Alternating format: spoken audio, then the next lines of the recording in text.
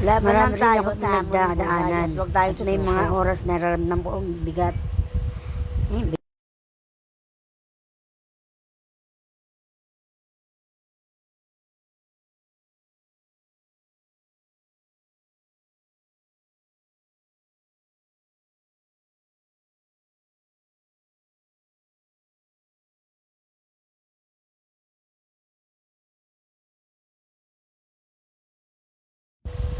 At wag na wag tayong susuko sa anumang pagsubok ng ating buhay. Dahil hindi mawawala ang mga problema. Kaya kailangan natin magpakatatag sa lahat ng mga pagsubok na dumarating. At kada pagsubok nating dadaanan ay ating malalampasan.